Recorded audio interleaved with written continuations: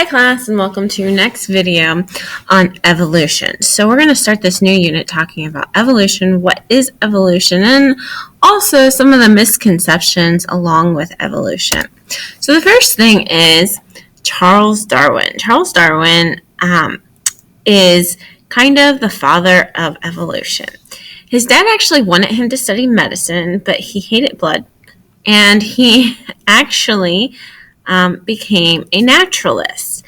So what happened was he was offered a position to be assistant aboard the HMS Beagle. HMS stands for Her Majesty's Ship, and he collected samples and wrote in a journal everywhere he went. Now, he went to some famous islands called the Galapagos Islands. They're famous for him going there. And he went to some places in South America, and he saw a lot of species that had developed and evolved over time. Now, he developed this theory that species evolve over time while he was on this ship. And he started to think about it when he actually got back to England. He was actually English. And he didn't write anything for 25 years because he was afraid. He was afraid of the church. Now, he was afraid of the church because at that time no one went against the church. But why did he eventually come out with this? Well, there was this guy named Lamarck. And Lamarck was about to publish something. And Darwin actually wanted the credit for it. So he decided he was going to go against the church, and he did. So Darwin's theory of evolution is the process by which different kinds of living organisms are thought to have developed and diversified from earlier forms during the history of Earth. Basically, this means everything is constantly changing over time. And there are different mechanisms for evolution, which we're going to talk about, and how evolution occurs. So remember that a theory is a well-tested explanation of events that have occurred in the natural world. And this is, we use the theory of natural selection. So the theory of natural selection kind of states how, it's one of the ways how evolution occurs. And this is how Darwin proposed that populations changed over time. So a theory is going to explain how or why. And that's what Darwin did. He was explaining how or why. What he did was when he went to the Galapagos Islands, he saw that there were finches. And these finches had long beaks that were better suited for different environments. And he saw that the individual was more apt to survive when they were in that environment, and they were able to get their food better. So if the organisms then survived, they were able to reproduce. So this is the idea that nature selects which organisms survive. It's also the idea of the survival of the fittest, meaning that those who survive are the fittest for nature selection. So there's 4 pillars of evolution. There's genetic variation. All individuals are slightly different because no 2 individuals have the same DNA. Think about it. Unless you are an identical twin, you do not have the same DNA. Even as a brother, sister, mother, no one has the same DNA. And mutations are going to cause genetic variation.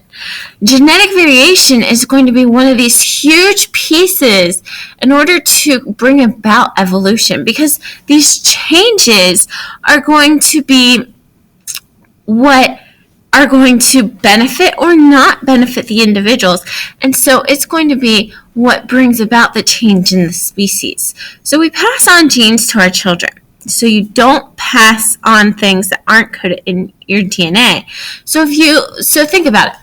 If you're born with blue eyes and blonde hair, you can pass that on to your child.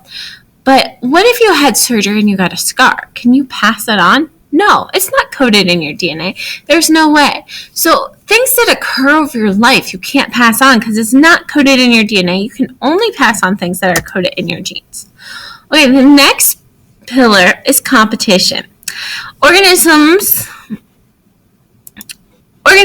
always produce more offspring than can actually survive. So since all organisms in an area reproduce as much as they possibly can, competition arises within species and between species because there aren't unlimited resources for everyone. We talk about resources, we talk about food, we talk about water, we talk about mates, we talk about shelter.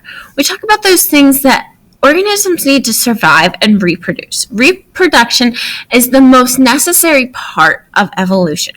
Without reproduction, we cannot have evolution. We are not passing on those genes, and we will not have a new species. Advantage or survival of the fittest, which we also talk about as natural selection. Because of competition, some differences in DNA prove to be an advantage. Maybe a certain species of chameleon blends in better than another species, so a certain bird can see the one species better, so it gets picked off as prey easier.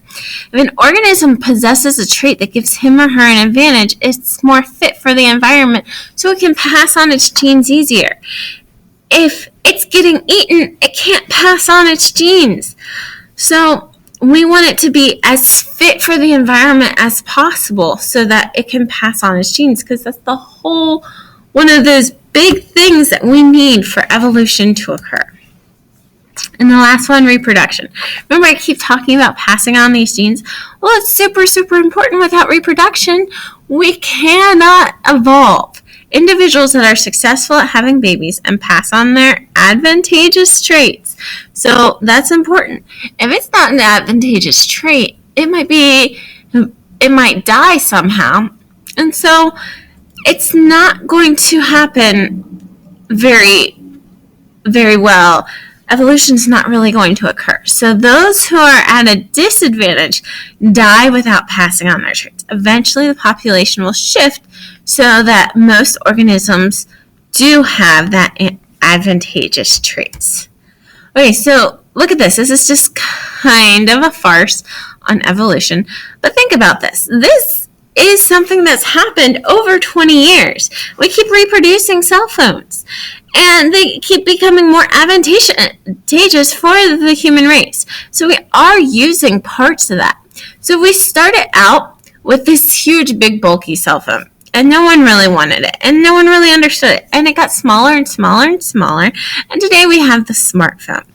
And it's more advantageous for us.